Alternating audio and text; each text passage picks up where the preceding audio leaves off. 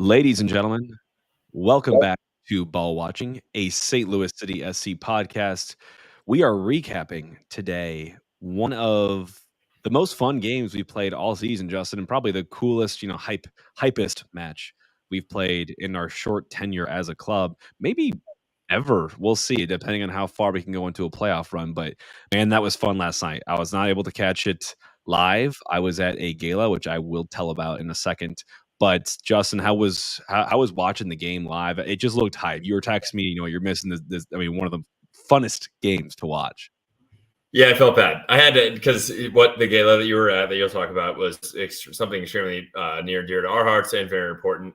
But you were missing and I know you rewatched it, but you were missing one of the coolest live games that we've been a part of, I would say, from City's history. And I was watching it live at the pitch, absolutely rocking. I was texting Jenny ahead of time too. I was at the Battlehawks game, so I was streaming the Champions League game, the final live at the Battlehawks game, and I was like, "Hey, is there any way I can get a lounge area for like a group of us there at the Battlehawks game for afterwards go to the game?" She goes, "Yeah, I think so, but we are absolutely packed right now for the Champions League final," which was awesome to see. So people were at the pitch all day long, but they absolutely killed it again last night. But yes, Jake, unfortunately, you missed live one of the best games of the season. Yeah. No, and I know. I watched it back this morning. I knew I was going to kick myself, but again, like you said, I was doing something that's hopefully bigger and better than that. But I was at the Illumination Gala for the Foundation for Barnes Jewish Hospital. So, Justin, obviously, that was something that you and I participated in, setting up a fundraiser for Hope for the Holidays for a couple of you listeners I know that attended. Obviously, we were very grateful for that. But last night was kind of their headliner event. Makes us feel quite small. But every dollar, by the way, Justin, fun new stat they had last night for us, every dollar donated equals $13 in value. That's provided on the back end for research and for treatments for patients. So it's a lot of value. We raised over $40,000 multiplied by 13. Not an accountant. I don't have that top of my head, but I'm sure you'll come up with that answer for us. Yeah. I was literally just pulling up my calculator because it's Sunday. And I don't do math. I don't do hard stuff on Sundays. 40,000 times 13 is $520,000. We quote unquote Unreal. $500,000. Can we start posting that we put together $500,000? Yeah. Absolutely. Yeah, we'll post two numbers next year. But the celebrity guest host, Justin, was Jay Leno. And for anyone listening to the podcast, you heard from him. So make sure you let us know what you like about that. We did get the Jay himself. He's a big fan of the show. He loves St. Louis City and he loves ball watching. So it wasn't too big of an ask for him to step up to the plate. So Justin, you haven't heard it yet, but for anyone that's listening to the podcast, again, you all heard this literally on the intro. I'm kind of pissed off you didn't, like, we were talking about it yesterday. You're like, "Dude, I'm gonna talk to Jay. Like, I'm sure he'll give us a little bit." And you never told me you got it. I wanted to surprise you. So listen to the podcast and you'll hear it, man. It's awesome. It's cool. So obviously high profile night for that. They raised almost $3.5 million to support cancer treatment and funding future research as well. So it was a really, really cool night. And for us specifically, our fundraiser, Hope for the Holidays, was towards the Head and Neck Cancer Fund, which my dad had, a close family friend of ours, the Ebert family, Rob Ebert had. So it was a really cool night, powerful night. They dedicated the new Head and Neck Tumor Center to Rob Ebert and Greg Stubblefield, also a family friend of mine. Two people that really were heroes despite this serious illness and made the most of it in their time here and have now made champions for others in their passing. So really, really cool stuff. It was fun to be a part of. But again, bummed to miss out on the night. Carolyn Kindle was the chair, and she sent a message from afar wishing everyone the best, but she was in Miami last night. I mean, that's what I was like. Unfortunately, that game happened on the Miami game. But like you said, this is bigger and better things. I will do a quick plug. Like Jake said, he's mentioned Hope for the Holidays, our charity event. We will be doing it again this year. We're working on locking down a date, but it will be close to Christmas again. Have a couple City or Blues players or Cardinals players. So working through a ton of details. I mean, we're still 6 months out from that. But quick plug for us. Anybody that would like to join that, it is an awesome. It's not just for a great cause, but an awesome time. All inclusive. We made it, and we just had a couple of guest interviews. All right. Well, Justin, let's get into the meat of the show. We've got a full-on preview. I mean, sorry, now recap. I wish it was still a preview, man. I had so much FOMO not watching that game last night. I was being respectful. I wasn't streaming at the table. I had the FOTMob app up on the watch, just tracking the score, and there was a lot of it. But let's get into the starting 11 last night. I think, Justin, you might have been 11 for 11 on your predicted 11. Yeah, I was. Absolutely. And I will say, I'm going to take this back. So it was Berkey, Marcanic, Nilsson, Parker, Totland across the back, Durkin, Leuven, Celio, Indy, Alm, and Klaus up top. And I will say the one thing, the caveat, and I know we'll get into the details of it, Jake, but the Marcanic of it all, I think is something that I still think needs to be figured out. And I think he had the right to start that game last night. We talked about it. Like I would like to see more Dewar, but you're not going to put Dewar in there when you're taking Jordi Alba, Messi, Busquets. You can't just, and obviously as far as you can't just throw a guy in there that has not had enough minutes yet. But I would like to see that page kind of turn. I'm with you. I was really surprised to see Leuven, man. I was really happy about it, and I think it was worth, going for it and giving him the full hour, and even went past the hour as well. But man, does he make a difference. And everyone, we talk about it when we miss him in games, but to see him come back in a game like this of this magnitude, just I think for me, the simplest way to describe it is the level of comfortability that he brings to me as a watcher, and I'm sure to his midfield partner in Durkin. But Durkin talked about it in the post-game press conference. They were looking forward to playing together and starting together for, I don't think it's the first time this season, but it's been a while. So man, I was so excited to see him, and what he brings to this team is really hard to put a finger on just one thing, because it's the creativeness, it's the leadership, it's the press, it's the mentality. I just could go on and on about Leuven, and man, welcome back. I can't wait to see him get fully integrated, starting 11 every 11. I mean, I think it was we talked about it even in the 20 minutes that he had the game prior. Like when the guy is on the ball, there's just a little bit of hopium, as you would say, Jake. There's always like, you're kind of a little bit more on the edge of your seat. I feel like that's how Celio was for a while. I'm not feeling that way about him as much anymore. He's not as creative, but now it's this Leuven. Leuven's taking the role, and that's how he always is. Free kicks or dead balls or in play. When the game, even through the run of play, the man has absolutely been killing it. But Jake, let's talk about the highlights and the lowlights of the first half. I liked, obviously, the 11 to me said, let's go for it. And I feel like the way the team came out last night, even in the first 5 minutes, was that classic City. We don't care who we're playing. We're going to go for it and play our style, relentlessly. And you saw that, a high press against a really good possession team in Miami. And you also see the negatives, even in the very beginning, where, we're forcing pressure, getting some early takeaways, but we're also, getting, some long balls where Messi, a guy that has not the speed anymore, but the technique and the brain, the soccer IQ to make runs off of shoulders. You see it early on. And to me, I saw it in the 4th minute for the first time, where Messi made a run off of Marcanic's shoulder, where he just kind of hops on side for a second before the long ball gets played, and then he gets played in behind. That pass was overcooked. So he wasn't able to get on the end of that, but a little bit of foreshadowing there for a couple of goals they were able to score. And the last thing I'll say too is the very beginning that I saw from Miami was they were really attuned to that big switch. The big switch and the balls in behind are two things that are thorns in our side constantly, and they were on both of them last night very early on. Yeah, I will say so, Jake. Right before the goal, you have it here as a highlight, and I'm actually going to make it a low light, to be honest. So Celio, he got a takeaway from Messi. Klaus drives it forward, slots in Totland, beautiful pass, cuts it back for Celio again. Celio, if you freeze the frame there, Celio is one-on-one with a defender. The dude's legs are like Bambi on ice. He's already wide open. I wish Celio would take a little bit more aggressiveness there. He slots in Indy, which is like nothing to Indy's fault, kind of a little bit behind him, and he tries to play a one-time shot on net, gets blocked, but I really wish Celio would have took on the defender there. But all that to say, just a minute later, we get our goal.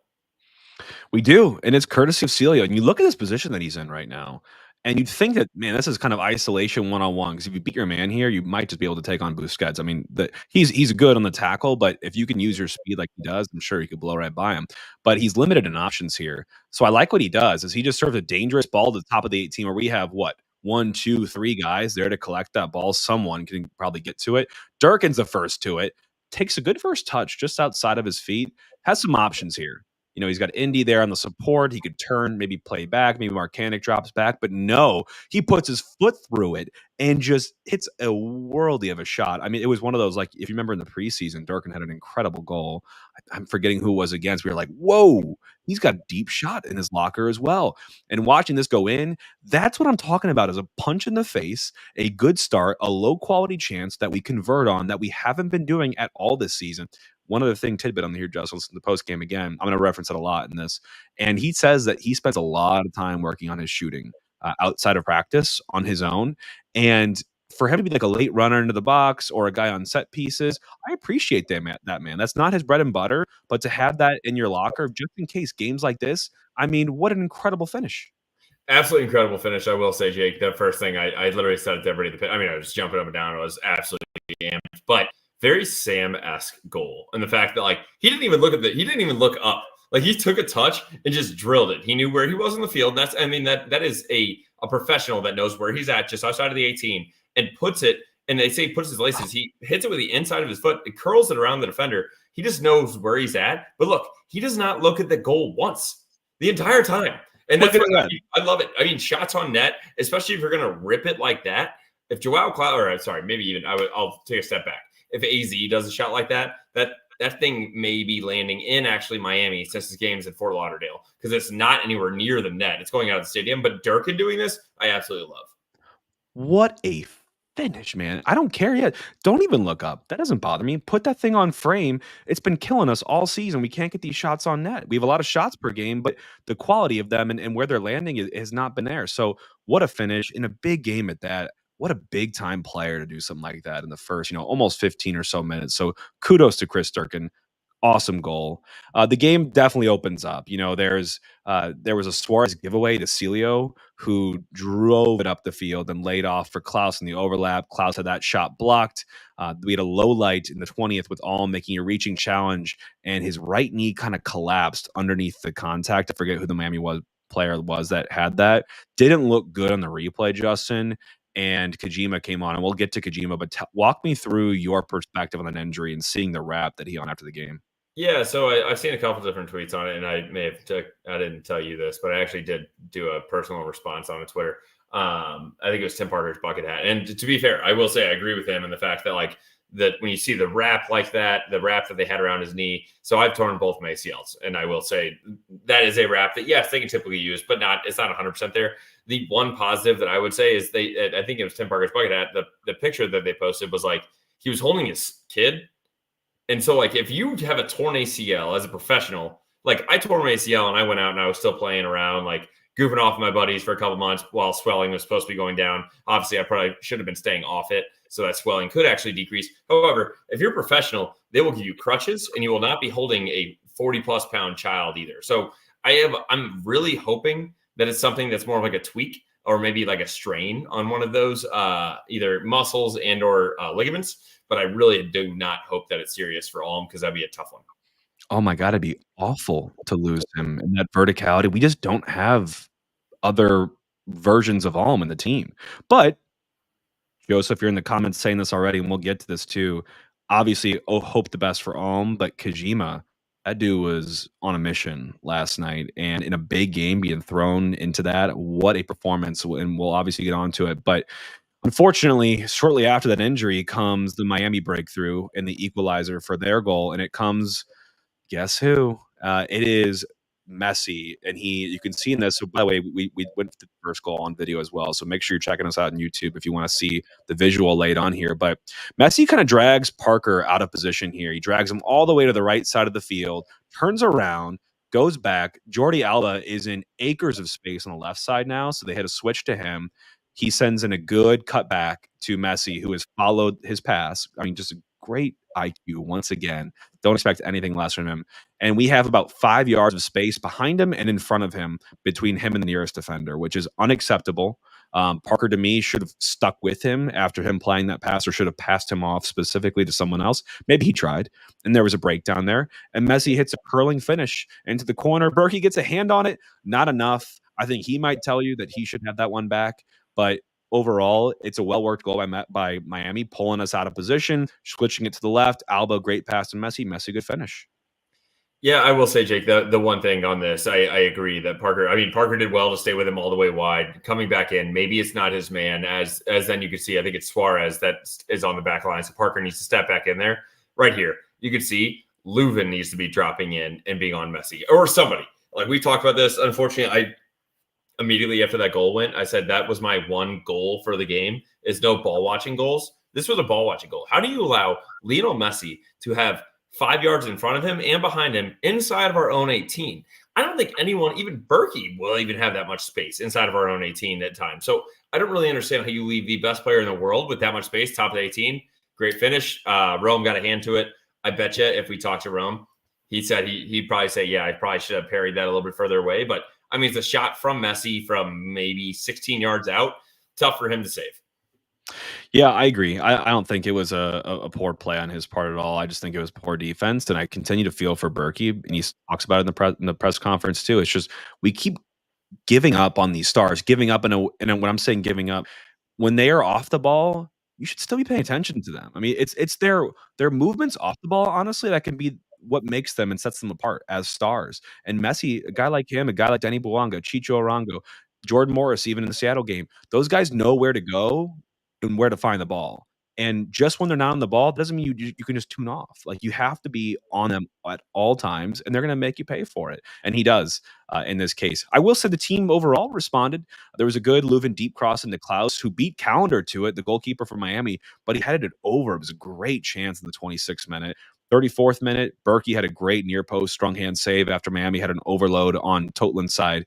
Alba had another cutback for Messi. That was through the night for me on Miami's offense. It was like the repeatable. It just kept happening and happening and happening, where they'd find Alba isolated out in the left, and he has a cross for days. I mean, the guy just knows how to hit a ball with the right pace, the right accuracy, and Messi, Suarez, whoever it was, someone was always getting on the end of it. But Berkey had a great answer to that opportunity there. 41st minute, Justin, we get another goal courtesy of Indy on the, would you call it the revenge goal, I guess, from his time spent in Miami. He wasn't really given the respect, I believe, that he deserved. Yeah, absolutely. So I would say the biggest one for this, and it's kind of funny, when Leuven steps up, it was a lazy pass from their center back to Kremeski. Kremeski doesn't come to it. I would say not really all his fault. They were literally talking about how he just came on. Good step by Leuven. Watch Leuven after this, Jake. The man just continues to walk. It's like he knew that we were scoring a goal. The man does not even jog forward. Leuven just walks the entire time like, yep, I won that ball. This thing's back to the net. I would say a great overall team goal there. Great press. Good through ball for Kojima into Indy. Indy does a good left step over because everybody knows that, I mean, he's extremely dominant left-footed. He does a step over his left, takes it right, finishes near post with his right foot. Great finish, and I'd love to see that out of Indy. And then also the hands up, like, I'm not going to celebrate. This used to be my team. Exactly the same as Jared Stroud when he scored against the Austin goal last year. Something else, and this one might go unnoticed, but look at this too. So we've got numbers now. Leuven obviously not. He's like, I've done my part. You guys go ahead and do the rest. And Kojima is the one that ends up on the end of this ball. And we obviously haven't seen a huge sample size in meaningful games for Kojima. And this is, to me, nothing groundbreaking, nothing huge here. But the weight of this pass could have been messed up many different ways. Could have been overcooked, could have been undercooked, could have been hit wide. But just the weight of this ball and the accuracy in which he gives Indy to run onto it makes us not have to slow up, not have to wait for more attackers to join in. It gives Indy the one-on-one ISO. He throws one quick move to fake go inside on his favorited left foot, but instead he goes right, gets a good amount of pace on it on his weaker foot, and he beats counter the near post. Those small things Carnell always talks about, just the margins. That to me is the margins, is a kid coming onto the game, out of the cold, had barely any time to warm up, has barely gotten a look into the first team of the season for good reason, right? I mean, he's getting good minutes in City too. He's keeping developing, but that kind of impact to me should not go unsung. No, absolutely. That's a great call out, Jake. The weight of that pass, if that is a little undercooked, Indy has to dribble and take the guy one-on-one, likely does not beat him one-on-one. If it's overcooked, it's going to be a sliding cross from Indy and not a shot already. And I will say there was Durkin and Klaus making runs. I'm completely fine with Indy taking that shot there. I think if he wanted to slide it across, he could have. But the weight of the ball from Kojima put him in position to be able to score that goal, and that was absolutely huge. Like you said, Kojima just came on in the 27th minute. That goal is 14 minutes later in the 41st minute. That's huge for him. Like, just not only, and I mean, think about if, like, I got nervous just going into any SLU game. Now think about coming on, if you're Kojima, just graduating from Wake Forest, and then coming into this game and playing on the same field as Lionel Messi, and just coming on, not like you're starting, like you don't have like a full hour and a half before the game to realize, like, all right, I got to get up for this, I'm going to go. You were literally coming on in a game where you probably didn't even think you were going to play whatsoever, and you're on the 27th minute, and then you're assisting 14 minutes later. Hats off to Kojima on that one. I agree. And you know what? Like everything, you got to take the wins and you got to take the L's sometimes. And unfortunately, he's on the wrong side of the Miami equalizer. And this is just the learning curve, man. This is a rookie in his first season that gets really, really big minutes in a huge game for this season against the best team in the MLS, against some of the best players to ever live. And, unfortunately, sometimes these things happen. But you know what? This is a learning experience. He gets a knockdown ball from Durkin, and he's got 2 options. He's got Klaus on one side, he can get back to Durkin with another side, but he's got 3 Miami defenders around him now after having just won the ball. And he gives it away, a loose touch, too easy, cheap. Durkin can't recover in time to grab that ball back. They go north and south. Messi on the ball, skips past Endy, skips past Nilsson, finds Alba on the left. Alba serves a far post cross into Suarez. Obviously a big just transition moment goal. Unfortunate giveaway. You can't have that happen if you're Kojima, regardless of experience, but you'll learn from that.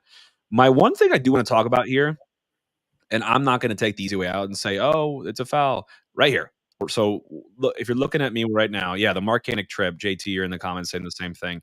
So right now, Marcanic's actually in a decent position to be guarding Suarez. You can see him breaking for the far post, but Marcanic's probably got about a yard or 2 ahead of him. And as Suarez cuts to the far post to get on the outside of Marcanic, you see Marcanic go down as if there was a sniper in the stands. And I can't tell clearly from any replay if there was contact. I know they reviewed it after, so they must have deemed if there was contact, it wasn't enough to be called a foul there.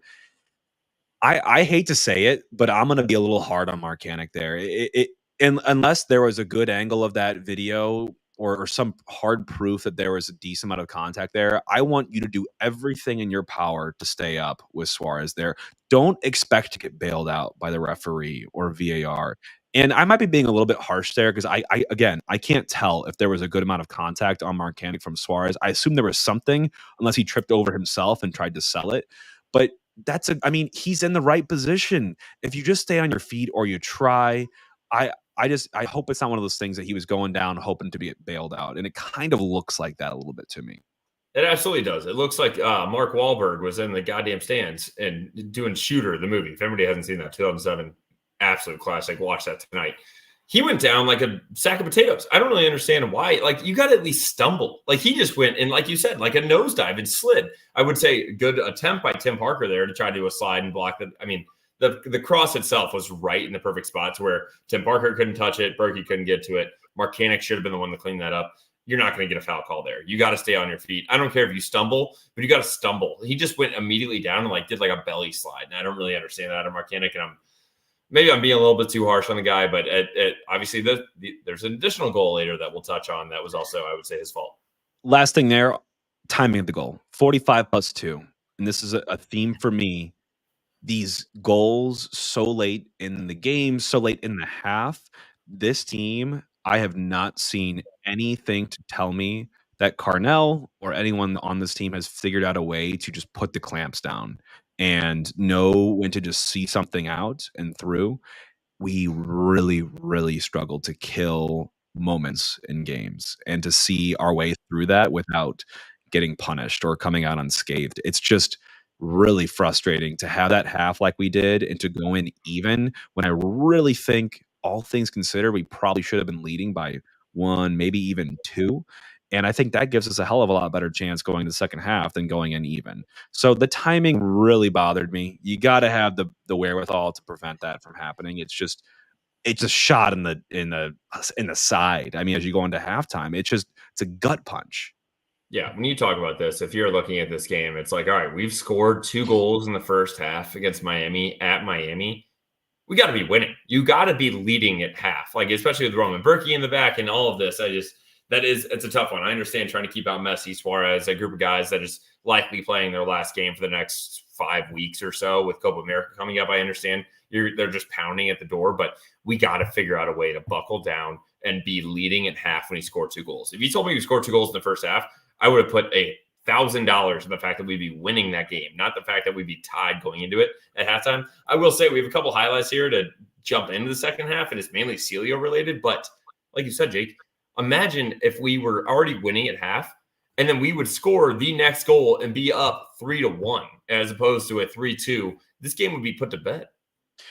I want to give Celio his flowers too, by the way. A lot of what he did last night, I think he had an assist in the score sheet, but a lot of what he did last night, he looked like one of the best South Americans out there, and by the way, there was a couple really good South Americans out there, and he was pissing people off the way he was playing. I mean, just he had no right to make some of these dribbling runs that he made, just swerving through guys, making them look silly in his wake. What a game from him. I think he'd gone a little bit cold the last couple games, but in a game like this where it's open and you're running at some older legs, some tired defenders, God, he can expose people. I mean, just exceptional runs. One of the favorite ones I captured was in the 58th minute. I just put, "Holy God," and he made like a 70-yard run after embarrassing probably half of their team, and then got hacked outside the top of the 18. No call from Chapman, nothing to bail him out there. It was a ridiculous call. Even Twellman was talking about it on the broadcast, but I do want to give him the flowers. A lot of, I think, what he did last night didn't necessarily pop up on the score sheet. He did have the assist, but his ability to run with the ball and get us out of pressure, I thought he had a fantastic game last night. Absolutely. I mean, I do think that he did play well there. And that's one of those games we're talking about. When you want the team to just go have fun, that guy's going to have some fun down in Miami. If you want to talk about a big stage and a guy that wants to be a little flashy, Celio's our guy. And I will say, there's another highlight that we have. I would say mainly, or I guess a low light first in the 62nd. Messi makes another run off the back shoulder. Totland gets in behind, chips Berkey, but it went over the bar. The highlight, though, that I wanted to mention was in the 64th minute.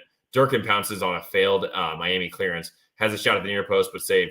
Durkin at that point, and I think it was right after the goal you showed, he had already covered 5.4 miles at that point in the game. That was 64 minutes in. So 2/3 of the way in, the man has already covered the most distance out of anybody on the field. It was by far almost a half mile above the rest of the guys. And the other three guys right behind him were like Leuven, Marcanic, and Totland. So not even anybody on Miami, but it just shows you how hard Durkin can work in these games. And it was needed because right after that, we had a Dinneran come in for Klaus in the 66th minute. And then we had our goal. And I wanted to ask you, Jake, like, what are your thoughts on the Dinneran for Klaus there in the 67th minute, technically, after we were still tied? I am going to give Carnell credit. We talk about kind of harping on him for his substitutions and his man management sometimes and the timing of things. That was aggressive to me. Not that Klaus was playing poorly. I think the game had opened up enough to where, and you have some tired legs on the back line now that weren't even that great with speed before. And for all that we like to talk about it, a dinner and I thought if he gets on the score sheet last night, we're singing his praises today. And he should have gotten on the score sheet last night in multiple occasions. I mean, there was probably 2 or 3 clear-cut Sam chances that get created out of pure speed and just raw power. And they just couldn't handle it. They couldn't cope with it for the times that he was in those positions. But he also couldn't finish them. So in hindsight, I totally get it. Him running at that back line makes a lot of sense, but he's got to be able to put that away. If you want to really carve out your role in this team and get it back like he was so early in this season, he's going to need to start finishing those again. You can't put a guy on that gets that final step and just can't ever seem to put it together. No, absolutely. And I will say, you already have it up right here, but Steven made a great comment that this team is 100% completely different with Leuven on the pitch, and it was clear last night. As we're bringing it into this goal that we're bringing on right now. So I will say, as Jake's showing it, a whipped-in corner by Leuven. This guy just knows how to play free kicks, and it's something that we have been missing, I would say. Indy's done his part on it, and Celio's whips him in whatever. But through the run of play, Leuven knows how to put the ball on a platter, and especially in a dead ball. So you see this corner that Jake's playing right now, a little flick by Durkin, ends up then hitting Suarez in the head. And you know what happens when Suarez gets his hand on the ball? It's going in the back of the net. And I don't care what net it is, but it's getting in the goal. And it does. Thank God. It's a little Suarez own goal for us to put us back up. That, and just from a goalkeeper's perspective, I'll give you the lens here. That whipped in ball just inside the corner of the 6 is hellish to deal with. I mean, you can't come out. It has so much pace on it that these guys are afraid to swing at it and miss, and it's going to ricochet off people. I mean, that service we did miss. And Indy, like you said, acquitted himself well. AZ even sometimes was on some of the set pieces. But, God, the quality of that corner kick just wreaks havoc on the defense, and Suarez ends up handing us a goal. And we say, thank you, sir. May we have another. He wasn't there for us in the end. But, wow. I mean, it's not the prettiest of goals, but man, you'll take it. And again, we claim our 3rd lead of the game. And now you're thinking to yourself, what? It's the 70. What minute was that? That was the 68th minute. 68th minute. You've got 20 plus minutes to really just not put the clamps down, but not do stupid things and give Miami a way back into this match. And for the next 10 minutes, things kind of go quiet.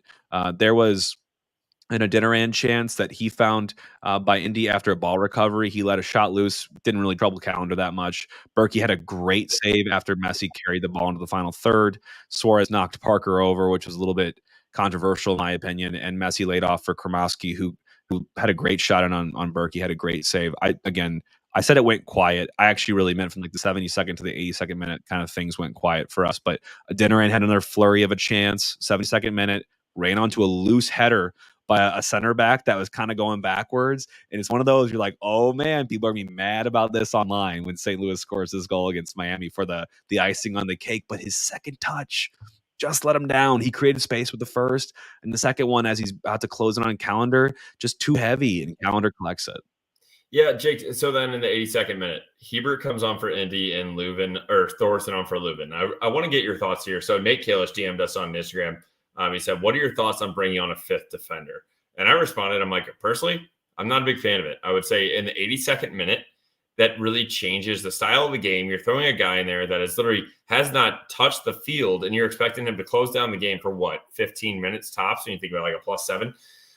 I just don't really appreciate bringing on the fifth defender. I think you should be able to trust the guys that are closing it there, especially not a defender. If you want to throw someone in there, I would throw like Blum in for Leuven, a guy where, hey, if you make a mistake, you still have somebody in front of you. You're throwing Hebert in the back line. I don't think that's fair to Kyle Hebert at this point, saying, hey, I need you to go close this game down for the last 10 minutes. Yes, he can win balls, but like balls at his feet, one bad touch, and you're having Messi or Suarez coming down your throat.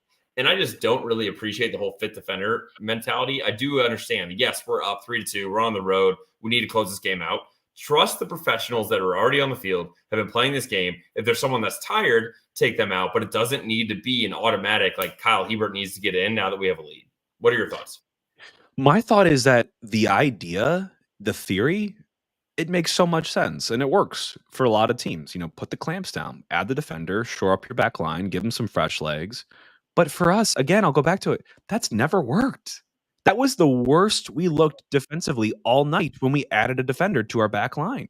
So if anything for us, it just causes disruption to the game flow and everyone's roles. And so it ends up hurting us. And this is not the first time. It ends up hurting us in the long run. That's what I'm saying. It changes the flow, and I understand there's only 12 minutes left, but that's a lot of time for a flow of a game, especially now when, and yes, I understand maybe that's when they're pressing the hardest, and you have Lionel Messi and Suarez coming at you, trying their hardest to score a goal. That's when it just doesn't make sense to me. It's not fair to Kyle Hebert to come straight off the bench. I don't care if he's warming up for an hour and a half before this. That is not fair for him to be immediately put into a game there and expected to perform. The other one I will say on this, like Thorson in for Leuven, it almost seems like the opposite of that. If you're trying to, like, Thorson is not going to be a guy that's going to put the clamps down for us. So I don't really understand what was happening there. And I will say, so quickly as I move on to it, the 84th minute, huge highlight for Kojima. Incredible footwork, beats Busquets and Kremeski, finds Adeniran in behind. Adeniran beats his guy, and absolutely shockingly, Jake, I would have put another $1,000 that he would have shot that ball. He gets composed and cuts it back. And I was like, oh my goodness, I wish he would have looked up, found somebody else. Tries to put a right footer, just misses the far post. But all that to say, that's where we could have put the game away. But I don't really understand why Thorson came in there, because I do think that he was a part of their goal a minute later.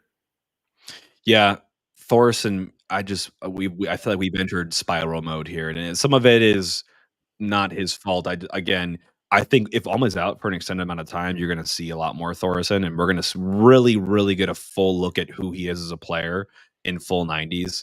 But man, his cameos just leave a lot to be desired. He gave the ball away a lot last night. He was obviously on the field for the equalizer that Miami has, the third equalizer they had in the match. This one, again, very, very frustrating. There's no danger here. Campana had come on, played back a ball for their center back. They're just past half line. And I'll show you on the replay for those that are seeing visually, but the center back plays a speculative ball over the top to Alba, who is playing off of Totland's shoulder, and they score. And upon, watching, everyone's raising their hand up like, oh, this has got to be offsides. Everyone in the back line is convinced. And I'm showing the VAR screen right now, and it's really hard because it's kind of zoomed in, but this is another goal where communication is broken down to me here. But a simple concept for people that aren't as close to soccer is, when you're defending in a back four, traditionally, I would like to say, you do your best to be looking across that line and being in line with each other. That's just a fundamental thing. And a lot of that is because you don't want to have guys that are on unequal footing, because then you're potentially shifting your offsides line. And attackers that are smart can get away from with things like that.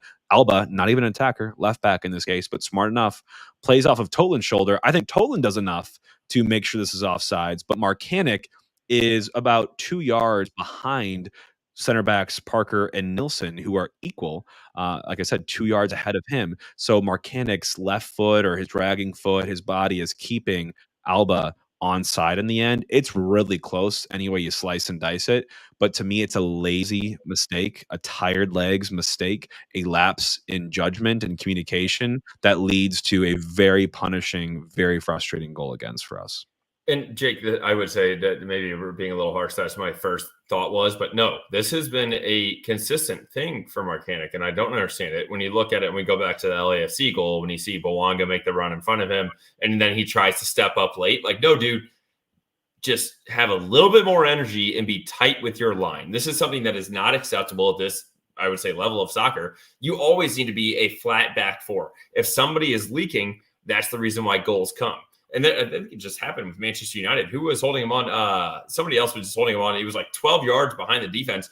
It throws everybody off. If you're the one guy that's keeping somebody else on, you are not doing your job. And then also, you're not allowing the rest of your team to defend correctly as well, because they're assuming that you are even with them. And the fact that he's holding them on is the only reason that the goal is scored. Nothing from Roman Berkey. It's Jordi Alba one-on-one. He looked like he was clearly offsides. Originally, when you look at the ball, it's like, how is this guy so wide open? It's because Marcanic is not staying tight with the line, and it really is irking me. Chances for both teams followed this, where if we would have lost this game, I would not want to be online after that. It would have been really rough. But there was a low highlight. Thorson coughed up the ball. Miami quickly got off the field. They found space on the right for a strong shot that Berkey was able to make a great save on, really keeping us in it. He lost possession 3 or 4 times leading into that. I already mentioned for Thorson, he'd been on for 8 minutes and he coughed up the ball, every other minute, basically. It was just really frustrating. Not the impact you want from a sub. They were knocking at the door, man. Busquets plays a messy. Durkin overcommitted on a challenge and misses it. Suarez was wide right, open again. He gets the ball, sends a cutback cross in. It was a woeful attempt at a finish from Miami. Something that if Messi or Suarez on that ball, they're putting in the back of the net. We even got our own chance, though, at the very end as well, with Kojima winning a ball, sprayed it wide to Celio. This is like, the last couple seconds of stoppage time, really. And Adeniran, a classic Adeniran run, kicks it in behind, gets pressure from his defender who's catching up to him. Shot is at calendar, doesn't do enough to trouble him. And that's really how it ends for us. I mean, there was a late flurry. God, we would have felt really hard done to lose in that match. But to give up 3 leads is very disappointing. But overall, if you'd have told me that we could come out of this game with a point against Miami, and I don't think they were clipping at their best today either, but I thought we stood up to it. I think we showed enough respect to the Stars, but we were also a little bit disrespectful at times. We didn't really care. You know what I mean? Like we handled those Stars, I'd say, we're pretty well for the most part. There were some lapses and that led to goals, but a lot of things where those goals were us shooting ourselves in the foot, not necessarily them just beating us with just immense quality. Yeah, I would say, Jake, I completely agree. If we talk about it, like going down there and getting a point is huge. However, looking back on this game, I think we left points on the table. I think that's a game that if you're telling me that we scored 3 goals at Miami, yes, I understand they had star power. However, all 3 of our goals were the ones that were putting us in front, not us coming from down and tying it. In my opinion, we should have won this game, and I think that really hurts us, and it's going to hurt, in the long run. Well, this could be one of those games where it's like, wow, we dropped points when we were in Miami. It's not something that we would have thought we were saying when we were going into this preview. However, the way the game went, I absolutely think that we dropped points. And we look at the stats here, like 69% possession for them, 31 for us. Not surprising whatsoever. Their XG of 2.93 versus our 1.64. Fine, don't care about the XG stats. We already talked about that. Total shots, pretty even, 19 to 20. But they had, of their 19, 10 run target. Only 7 of our 20 were there. Otherwise, I would say a lot of this, and Jake, what absolutely stands out, it's just an absurd stat, is passes. I understand the possession thing, but good God. We had 573 accurate passes. That's where like passes actually connect. 677 total. That is compared to our 226 accurate passes. And like it's just different styles of playing. I'm not saying that's a bad thing for us. That's not how we play. But when you think about it with like Messi, Busquets, Suarez, Alba, this is the team that likes to just bounce it off each other and wait for the defenders to shift, and then they find the right moment to go. It's not us, but it is pretty absurd that they had 677 total passes to our 301. This is the beautiful part of this game, and I know other sports have this as well, but two totally different teams built totally differently, play remarkably different styles, but they end up with the same result, and they can compete pretty well on the pitch. I mean, it was a cool game to be a part of last night, and to me, it codifies. We can go against. I'm kind of starting to come of the idea that this team, whether that's for good or for bad, I think it's mostly for bad at this point. We tend to play to the level of our opponent. And that's Seattle. That's Seattle. That's Dallas. That's Dallas. That's Miami. We battle Miami. And we've got to find a way to be more consistent in there and to make those, teams that we should go out and get the 3 points against, make it feel and look like that and kill games and put distance between us and the opponent. But to know that you do have it in your system to go and battle Miami, yeah, they were on a little bit shorter rest as well. But again, they have been decimating teams before this week, just decimating teams. They'll be a favorite to win the League's Cup again, defend their title. They'll be a favorite to win MLS Cup. This was a big performance that should have been better. So I think there's room for improvement in there, despite battling against number one.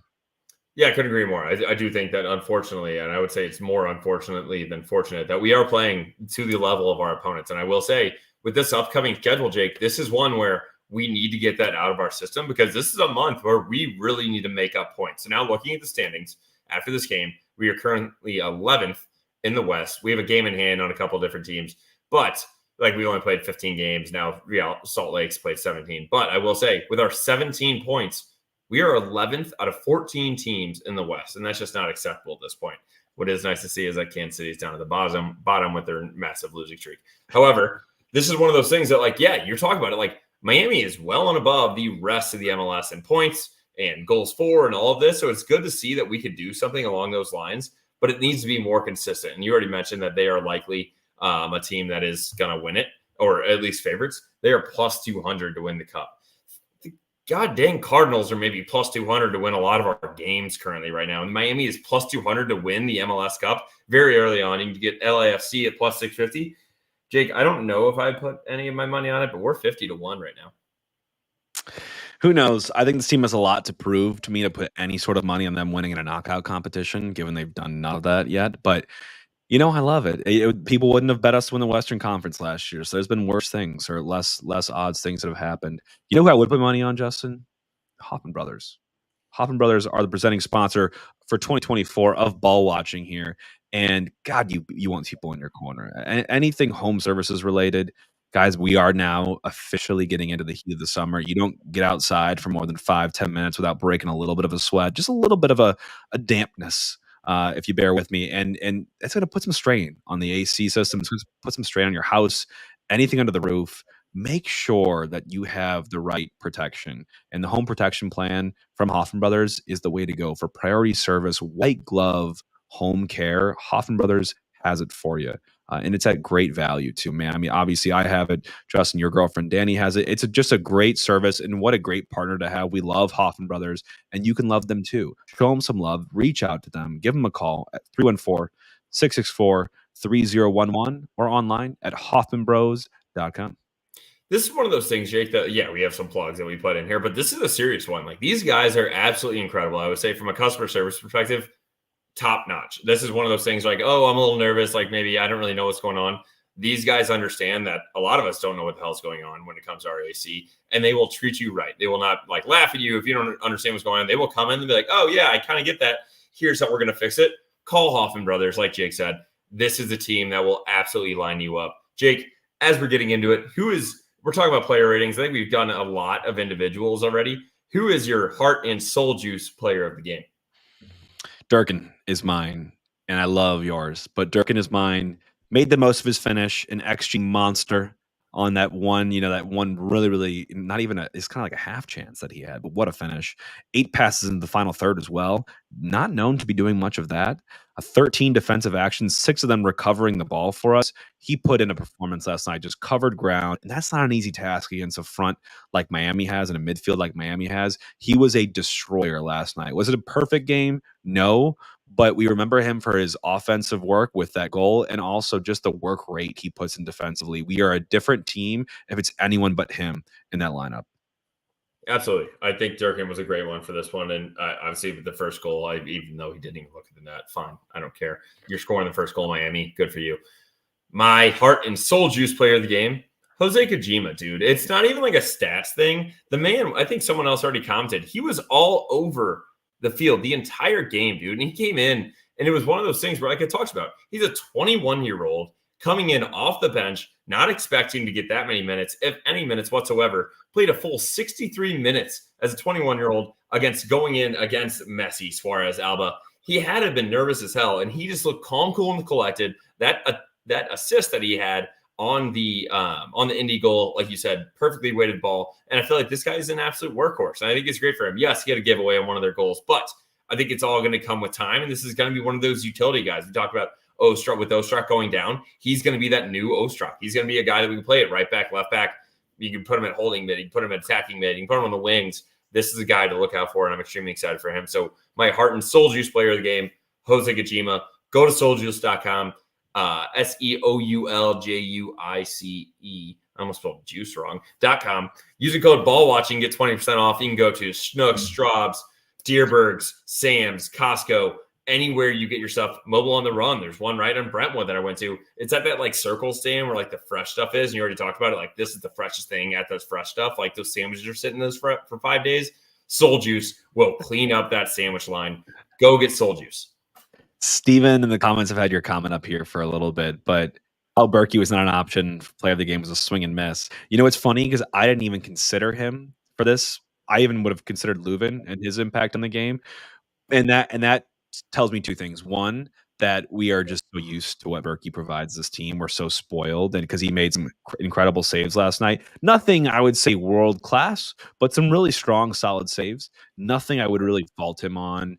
But maybe he might fault himself on that first goal. Maybe could have done better there. My one thing to be a little hard on Berkey is on if you're going to win the heart and soul of the team in a match like this, I'm going to need that world-class save. I'm going to need that save that he shouldn't have made. Right. The one that he has no right to make to keep us in the game and to change the game's course for it.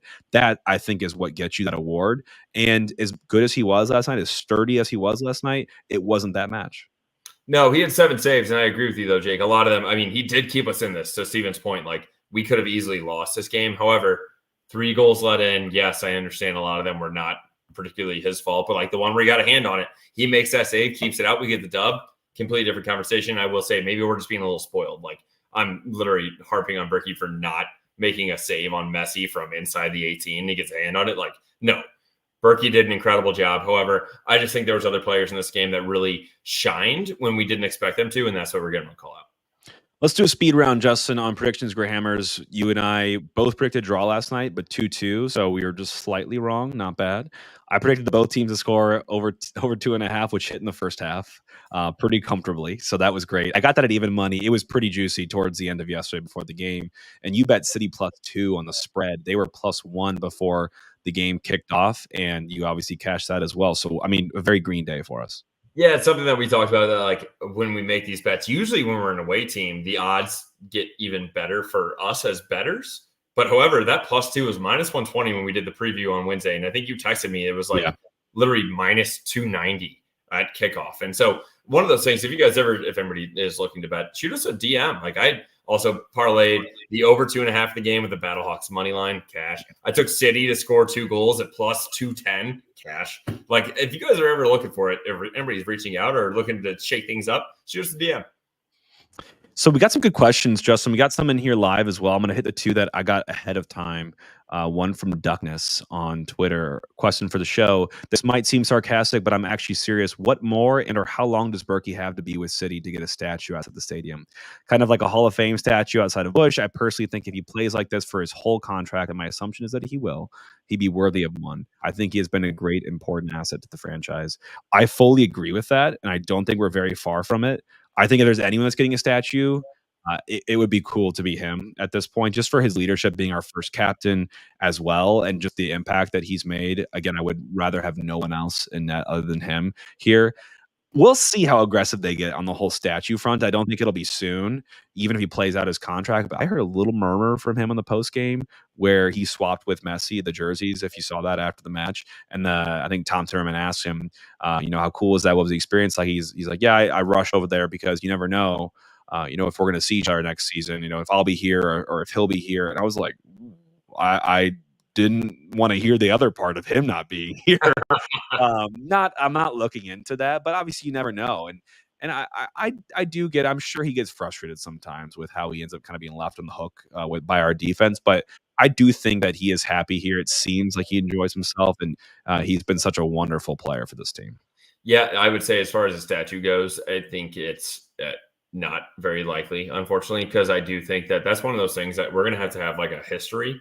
And like currently Berkey is a season and a half into here. Like you're looking at the guys outside of Cardinal Stadium, they played 15 seasons for the Cardinals. We're not going to have that from Berkey because unfortunately of his age, but I will say like played the most minutes last year, most minutes this year. Like the man is starting and playing every game. The only reason he didn't play all 34 games last year is probably because he was hungover when we went up to Vancouver after we just locked up first place in the West. So like this guy has played every game for us, standing on his head, keeping us in games. However, from a statue perspective, I just don't know if that'll be it, because I would say at most he'll be here for 4 total seasons. And I think if you're going to do a statue, it's going to have to be after 20 years in the league, and we're going to figure out a guy that's been here through and through. Other question I had from Jerry Hayes, and she said SDL has 15 games played, fewer than 8 of those teams in the top 9. With a full half season to go, we can be hopeful after Miami performance to grab that extra 6 points. How much does having fewer games played tangle up the fan base's perception of being lousy or a decent team? I think quite a lot, actually. I think we do have a good amount of games. For most of the teams ahead of us, we have, at least 1 game in hand, sometimes 2, depending on the team. And I think I was talking to our buddy Kevin, who sits in the season tickets with us, for every home game. And we just talked about how we're so disappointed in the start this season, but we're also just kind of on the cusp of, if you can string together a couple of wins in a row here, you're knocking on a home field advantage spot in the playoffs. This is there to be grabbed. And I mean, and it will be there to be grabbed if we can just stay in the running. I think we've done a good job to collect points to keep our nose just outside that line, but it's going to take some quality and putting away the teams that we should put away to really go out and grab that for ourselves. But to call us lousy or just a decent team, I want to see the second half of what this team can put together, because I think we've got Leuven back. We're going to get some reinforcements with Toyherd. I think we need more reinforcements now with Ostrak gone, potentially Alm, considering what he saw happen last night. I'm really excited for the long second half here, but we are well in this race. And by the way, I don't care where we finish in the Western Conference. Get into the playoffs, ideally into a home spot. I care about what we do in the playoffs. Yeah, we'll say so. Looking at it, games played, we have 15 games played. There is no other team in the West that has less games played than us. I would say the only other teams that have 15 with us are Minnesota and Dallas. Everybody else has 16 and or 17 games played. So, yes, it can move us around a little bit. If you look at if we win our next 2 games, we'd be 17 games played, which would be equivalent with Colorado and Portland, who are currently in 8th and 9th spot with 20 and 22 points. We win the next 2, we'd be in front of them. We'd be top 7 in the league. So, yes, there's a little bit of a gamesmanship when it comes to that sense. But, however, that being said, we really just need to look forward to this month. We're playing Portland at home. Then we're at Dallas, home versus Colorado and Atlanta, and then Vancouver. Out of all of these next 5 games in the month of June, there's only one team that is in the top 7 of the conference right now, and that's Vancouver at the end of the month. And who knows where that'll be? But we look at Colorado and Portland; they're 8 and 9. Dallas is below us at 12. Atlanta is currently 13th in the East. This is a very winnable month for us. And I would say at a minimum, so we have 5 games left. We just picked up a point, 6 games in the month, a total of 18 possible points. Jake, I'm going to go ahead and say that I think I would like a 10-pointer month out of this. So that's just 3 wins out of these next 5 games. And that's 3 wins, 2 losses against very beatable teams, in my opinion. I would say if you include the Miami game, that would give us 10 points. I would say 9 points. Well, now that we have the tie, out of these next 5 games, I would like to see at least 2 dubs and 2 ties, if not 3 dubs. If you're talking 5 games, I want 3 wins. 100%, I want 3 wins from this team because we need the wins. The ties aren't going to take us and close that gap. At some point, we will get distanced if we keep doing that to ourselves. So we need to start getting some W's, and not only for the standings, but just for confidence. You know, you got to start to find that form and get rolling into it. So that's what I think about it. Another question we have from Greg Nelson. In your preview episode, you mentioned Miami's insane shot accuracy, 1 goal per 5 shots. That is so much better than City.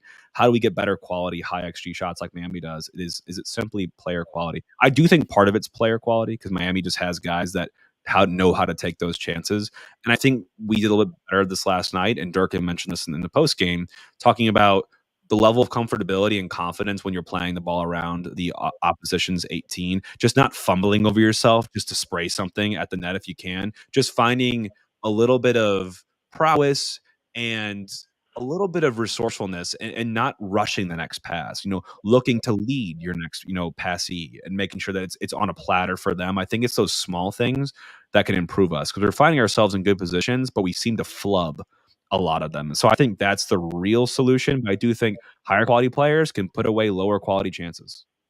Yeah, I would say I do. And I do think that, Jake, in this one, we're going to use this game as a jump off point. Like scoring 3 goals. I don't care if Miami's defense is not obviously the highest of teams, but Calendar's good in net. Like on an away game, scoring 3 goals. This is a team that I feel like we created a bunch of chances, and it wasn't just individualistic play. This was a couple different guys being slotted in and getting crosses in and taking guys one-on-one, but then finding the next free guy. Even Sam had a cutback. Yes, he shot it himself, but at least a little bit more composure there. And I do think that this is going to be one of those locker room changes. I'm really hoping that we can use this game as a turning point in the season where we're looking at it and everybody's already complaining. It's like, oh, well, we're currently 11th in the West. I would like to say after the Miami game, this is where we start to climb again. And I think that the guys went down there. They had fun. We got a result. That's fine. Let's come back home and let's get to work.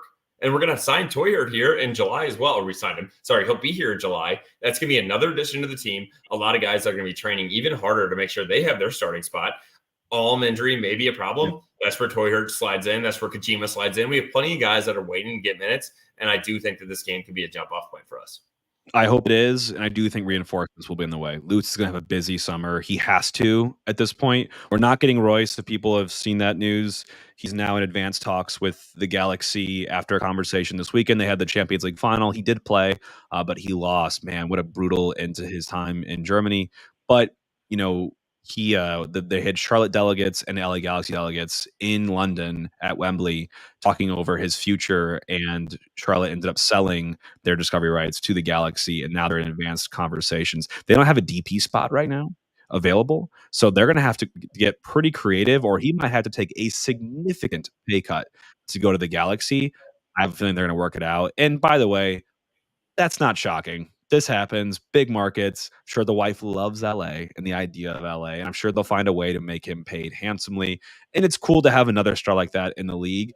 I think we are more on the fringes of finding value in that 26 to 29 age range, guys that are in their athletic prime, but no longer, catching that huge transfer fee that I think we'll be looking after. And we're going to have to. Ostrak, you have to replace, in my opinion. Alm, if he's out for a chunk time, you have to probably bring in some additional quality to get a winger that can be vertical like he is. There will be some backfill internally, and it will give some guys minutes that probably wouldn't have gotten them. But I do think it's an important summer now, especially given the recent injury concerns. Yeah, absolutely, and we can talk about it a little bit more on the preview for our next game as well on Wednesday. But this is one of those things where we're not done with Toyhurt and the dude from Australia or down in Sydney. This is not one of those things where it's like, oh, we got our 2 guys. That's it. Lutz is working hard, and I promise you, we will have another signing this summer. This is the time. This is when, if you guys haven't listened to it, go listen to Tom Bogert episode. This is the busiest time, especially for the MLS, because all the European leagues are on their leave and like their off season. This is when we're going to bring those guys in. This is not going to be the only signings that we have. So stay tuned to it. There are going to be reinforcements coming for this team. Agreed. Well, you all got an hour of a recap out of us. We got through a ton of questions, a ton of content, and a ton of fun. It was quite a match last night. I know I just watched it this morning, but what a cool experience for those guys to play against the best player to ever play and to come away with a point. Anything from that team. We'll see what they go on to do this season, but I agree with you, Justin. I think this could be a coming together moment for this team to say, we can do it. We can go and play against these good freaking teams and we can get results. Let's find a way to turn those into W's and make the teams that are not as good as us pay dearly when we're playing against them. And that's going to be the key this month of June to get those results, grind out some W's, and get back on track. And I think we'll be just fine. Absolutely. I think this is going to be a jump off point, and we'll talk about it. I mean, hopefully, knock on wood, this is actually a thing that will turn this team around. But I really do think that this could be like a locker room thing for these guys. Like, wow, we can actually hang with these teams. We should have won that game. Yes, we had some mental lapses, some physical lapses as well. But this is a team that is very ready to start scoring some goals. And I could not be more excited for the rest of this month. We haven't hit our peak yet. I think there's a lot more to be done from this team. We are ready to go, and we're getting there slowly. So all optimism here on the show to end on this Sunday afternoon. Thank you all so much for listening to Ball Watching. Jake and Justin signing off for the weekend. Everyone have a great week, and we'll talk to you on Wednesday for a preview of Portland. All for City. All for City.